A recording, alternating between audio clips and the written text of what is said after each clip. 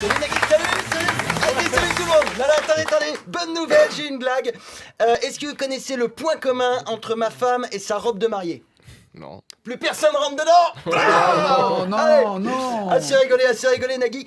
C'est l'heure de ma revue de presse et aujourd'hui on va parler socialisme. Jingle. Les mauvaises nouvelles, c'est très très bien. Après on est triste et on pleure comme des femmes. Alors on a le mascara qui coule sous nos petits yeux tristes. On se transforme en panda. On peut se nourrir exclusivement de feuilles et de bambou. Et on devient éco-responsable. Alors c'est dingue, hein, j'ai l'impression d'être cancérologue. J'arrive, je m'assieds dans le fauteuil et je dis bon, j'ai une mauvaise nouvelle. Hein. Après la loi de surveillance généralisée, après l'état d'urgence permanent, après l'amendement sur le secret des sources, après la réforme pénale, après la garde à vue de journalistes indépendants, le socialisme vous présente le fichier TES. Wouh! Et c'est quand même magique. Hein, les mecs, tu leur files le pouvoir 5 ans pour qu'ils réduisent les inégalités. Tu ressors avec la loi El Khomri, 5,5 millions de chômeurs et la boîte à outils du parfait petit gouvernement totalitaire. Et Hollande, c'est Kim Jong-un, sans les yeux bridés et sans le charisme. Alors, le fichier TES, le fichier TES, qu'est-ce que c'est? Eh bien, c'est un grand fichier qui regroupe toutes les informations relatives à un individu, votre adresse physique, électronique, le nom de vos parents, la couleur de vos yeux, de vos cheveux, votre taille, votre photo et le diamètre de votre anus. Et vu le diamètre actuel, je sens que ça tiendra pas sur une feuille A4. Dans le fichier, il y a aussi les empreintes digitales et anecdotes amusantes. Sur les empreintes digitales de Manuel Valls, on retrouve un peu de l'ADN du cul de tous les Français.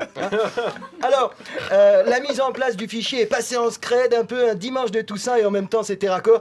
Le jour de la fête des morts, ils ont définitivement enterré le socialisme. Parce que je les entends déjà, les fils de pute qui vont me dire « Ouais, mais en même temps, moi ça me dérange pas, le fichage, j'ai rien à me reprocher. » Et si demain il y a un mec qui coule le vagin de toutes les femmes avec du fil de pêche, ils vont dire « Ouais, mais en même temps, moi ça me dérange pas, le cousage de chatte, je mets jamais de tampax. » Non, et comment on fait, sérieusement? Comment on fait s'ils promulguent une loi qui ordonne de mettre dans des camps tous les gens qui font moins d'1m37?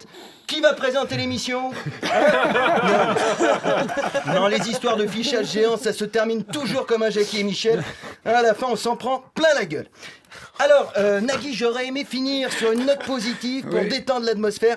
Malheureusement, on le sait, une mauvaise nouvelle, c'est comme un réfugié syrien, ça n'arrive jamais seul. Ça y est, les Américains ont voté. Les Américains ont voté. Depuis ce matin, tout le monde chiale, même à France Inter. Ouais, c'est une catastrophe. Oh non, Trump est président. Vous auriez préféré quoi pour les États-Unis? Une femme présidente? Air Force One aurait raté tous les créneaux de décollage, putain. Comment elle aurait fait, Hillary, pour négocier avec l'Arabie Saoudite? Elle aurait crié super fort dans la cuisine pour que les mecs l'entendent au salon? Non, c'est ridicule. En plus, vous vous rappelez comment les Noirs avaient pris la confiance après l'élection d'Obama? Moi, je vois d'ici la réaction des femmes.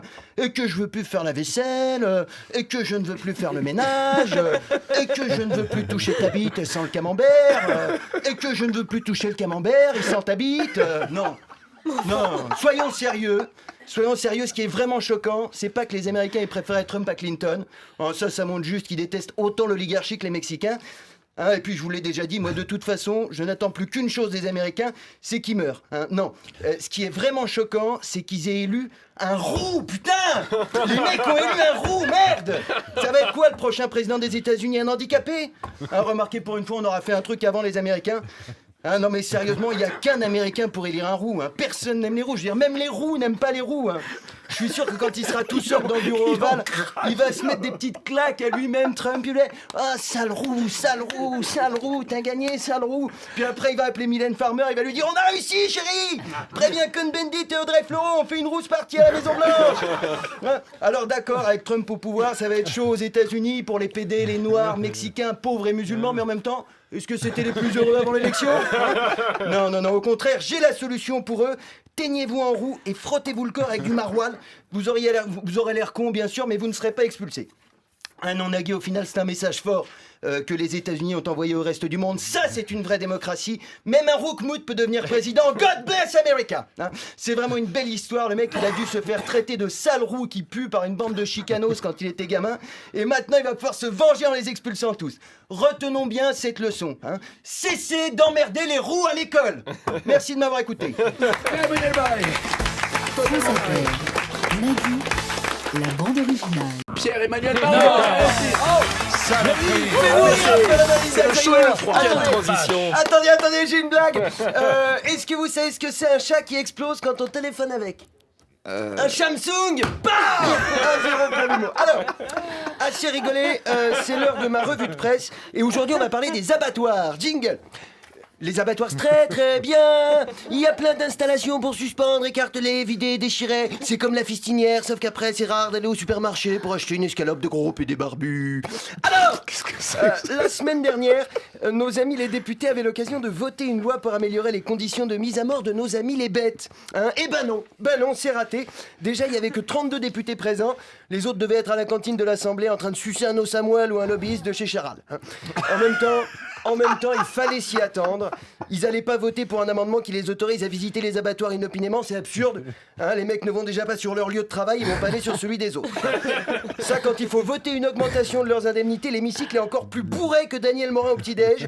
Les mecs débarquent avec la famille, la glacière, le barbecue pour être sûr de rien rater. Mais pour empêcher une vache enceinte de 8 mois de recevoir une épisiotomie du cul jusqu'à la gorge, il n'y a plus personne. Il n'y a plus personne. Le seul amendement qu'ils ont voté, c'est l'installation de caméras dans les abattoirs. Mais vous emmerdez pas, les mecs. Si on a envie de voir des gros porcs qui gueulent, on a déjà la chaîne parlementaire. Non, sérieusement, on pourrait pas inverser les rôles. On fout les vaches et les moutons tranquilles à l'Assemblée avec juste l'eau de Barthelone pour leur filer à bouffer et ramasser la merde. Et on balance les députés dans les abattoirs. Rien qu'avec les cuisses de Balkany et Cambadélis, il y a de quoi ravitailler Buffalo Grill pendant 2 ans. Moi, je paierais cher pour voir David Douillet suspendu à un crochet. Au secours, m'ouvrez pas le cul pour faire du gigot. Prenez mes médailles et mes pièces jaunes, mais me tuez pas. Et là, blah, Anso Koumaka, la tronçonneuse dans sa grosse gueule de sarkozyste. Alors vous allez me dire, ouais, tu préfères les animaux aux humains? Non, c'est complètement absurde. Si j'ai le choix entre sauver ma femme et un mouton, je sauve ma femme, évidemment. Et si j'ai le choix entre sauver ma femme et une vache, j'espère que je me tromperai pas. Non, vous l'aurez compris, c'est une chronique partisane, je ne vais pas vous mentir. Un peu. Je suis végétarien depuis 2 ans. Le seul moment où j'ai de la viande dans la bouche, c'est quand je renégocie mon contrat avec Nagui. Moi, je ne suis même pas pour améliorer les conditions d'abattage, je suis pour fermer les abattoirs. Parce que qu'est-ce que ça veut dire? Être abattu dans des bonnes conditions, tu fais un petit massage aux poulets avant de les décapiter, tu branles les moutons avant de les exécuter au pistolet à clous. Non, c'est complètement absurde. Tu ne peux pas tuer gentiment. C'est 2 termes qui ne vont pas ensemble, c'est comme violer sensuellement. Alors les mecs vont me dire, ouais, je bouffe de la viande si je veux. Bah ouais gros, bien sûr, d'accord. Mais si t'as vraiment des couilles, tu laisses pas les abattoirs faire le sale boulot à ta place. Si tu veux de la viande, tu vas dans la forêt, t'essaies d'attraper une biche, on va bien rigoler quand tu vas faire une crise cardiaque au bout de 20 mètres à cause de tes grosses artères remplies de rumsteak. Parce que les mecs te disent, ouais, c'est la loi de la nature, on est des prédateurs au sommet de la chaîne alimentaire, et derrière, hop, ils vont chasser au rayon boucherie du Monop. Il y aurait quand même vachement plus de végétariens si quand t'arrivais au McDo, on te filait 2 tranches de pain, 1 tranche de fromage, une vache vivante et un couteau. Tenez monsieur, votre cheeseburger. Et pour le petit, qu'est-ce que ça sera? Un Happy Meal avec un filet au fish. Qu'est-ce que c'est le cadeau? C'est une canne à pêche pour que t'ailles le pêcher toi-même, ton filet au fish, fils de pute. Non, je peux vous dire que quand je suis devenu végétarien, j'ai entendu des arguments magiques. Ouais, si tu ne manges pas de viande, tu vas avoir des carences et te développer super mal. Alors déjà, je deviens végétarien, pas africain. Et pour l'histoire du développement, je te rappelle qu'Einstein était végétarien alors qu'Hanouna bouffe des merguez au goûter. Ouais, et les carottes, elles souffrent pas les carottes quand tu les arraches? Et ta mère, elle a pas souffert ta mère quand son frère lui a fait un bébé? Ouais, les animaux, si on les mange pas, ils vont être trop nombreux et les êtres humains vont disparaître. Alors ça, par contre, ça c'est un bon argument et c'est même celui qui m'a convaincu de devenir végétarien. Merci de m'avoir écouté. Aussi l'humeur de Pierre-Emmanuel Marais, mais s'il te plaît. Salut Nagui, salut tout le monde. Attendez, j'ai une blague, attends. Est-ce que vous savez ce que c'est un chat qui voit dans le futur? C'est Minority Report. 1-0 pour l'humour. Allez, assez rigolé. C'est l'heure de ma revue de presse et aujourd'hui, on va parler taux de natalité avec cette mauvaise nouvelle pour Picsou Magazine et Jean-Marc Morandini. Il y a eu 34 000 enfants en moins cette année selon l'INSEE. L'INSEE l'Institut, pas l'INSEE Lohan. 2-0 pour l'humour. Je vous ai eu par surprise. Allez, jingle. Faire des enfants avec une femme, c'est très très bien. C'est comme se masturber, sauf que quand t'as fini et que tu t'endors, le mouchoir il se lève, il va faire la la vaisselle. Alors, pourquoi les Français font-ils de moins en moins d'enfants? Est-ce pour des raisons sociologiques? Est-ce à cause des perturbateurs endocriniens? Ou bien est-ce tout simplement parce que les Françaises sont moches? Eh bien, on ne sait pas. On ne sait pas et on s'en fout.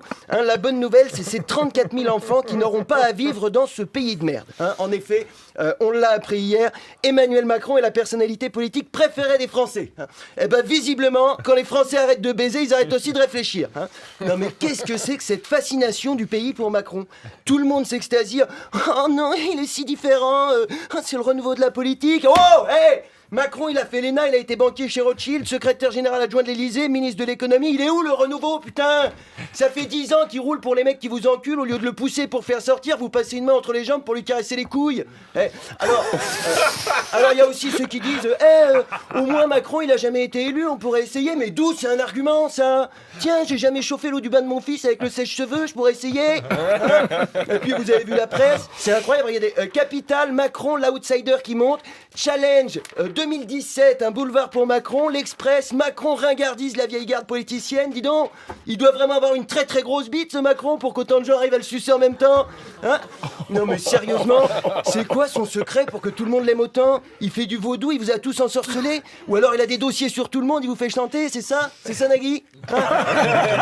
Quand il est passé à Bercy, il a gardé ta feuille d'impôt? Il a la vidéo où tu joues au lecteur avec Michel Simès? Eh Michel, t'es sûr que t'es au Torino à la base? Oui, pourquoi? Parce que là c'est pas le tympan, c'est la prostate. En plus, il se fout vraiment de notre gueule, Macron.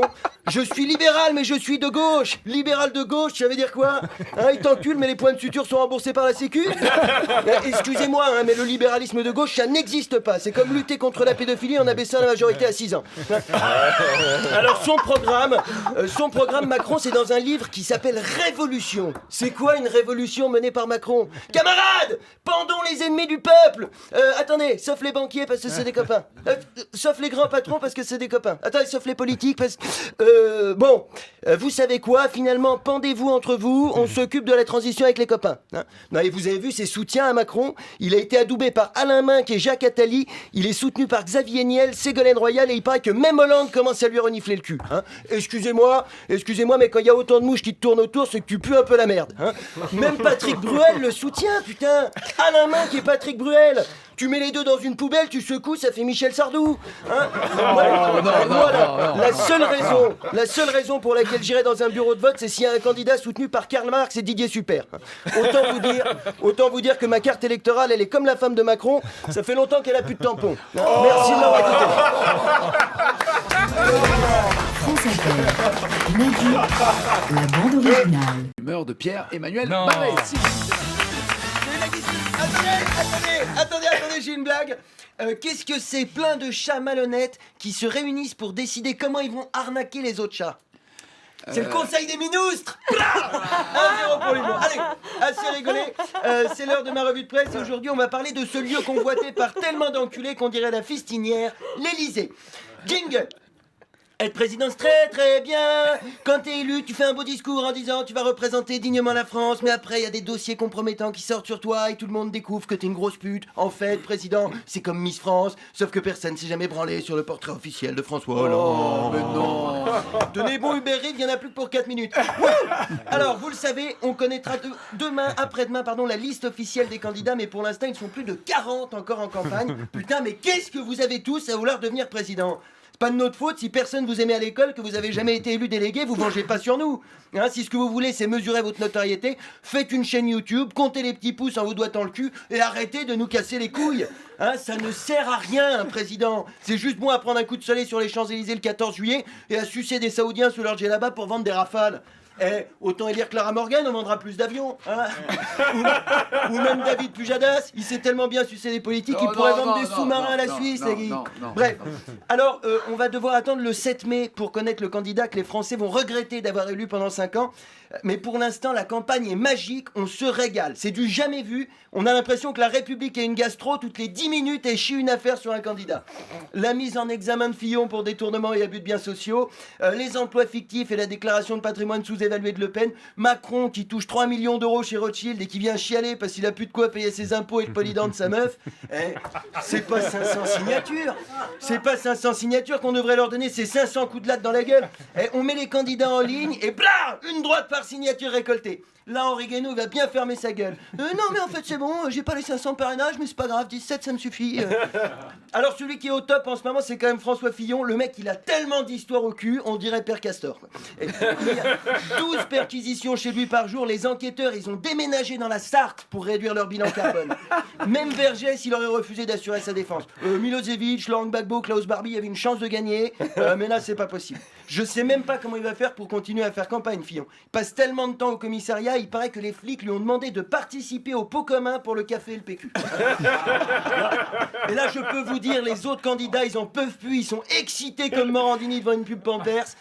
C'est simple, quand elle a appris la mise en examen de Fillon, Marine, elle a joui sur place. C'était Aqua Boulevard au siège du FN, ils ont été obligés de mettre des panneaux sols glissants partout. Elle a fait un jet tellement puissant, elle a crevé le deuxième œil de son père. Je suis aveugle, tout est noir autour de moi, c'est horrible. Même Macron, il a mouillé quand Fillon s'est fait gauler par les juges. Il avait déjà volé son programme, il était chaud pour récupérer les électeurs. Et hier à 17h, paf, une enquête ouverte par le parquet financier pour favoritisme sur l'organisation de sa petite sauterie à Las Vegas. C'est con, hein. C'est con, tout le monde était pour lui en ce moment. Alain Minc, Xavier Niel, Robert Rue, Jean-Yves Le Drian, même Valls, il trépignait à l'idée d'y aller. Il révolutionne les lois de la physique, Macron. C'est le premier aimant qui attire uniquement la merde. Moi, je te foutrais tout ça en tôle. Il aura même pas besoin de faire campagne, les co-détenus, ils seront comme lui, ni à gauche, ni à droite, bien au milieu dans son cul. Pardon, je suis énervé. Je suis énervé, mais c'est quand même incroyable. Ça se voit pas du tout. Si, un petit peu quand même. Macron, Le Pen et Fillon, ils cumulent 72% d'intention de vote au premier tour. Putain, mais vous les voyez, les preuves qu'on se fait mettre, elles sont en une de tous les journaux. Même Pif Gadget, ils hésitent à sortir un numéro spécial citoyenneté avec un mini-god et un petit flacon de poppers pour préparer les bambins à leur vie d'électeur.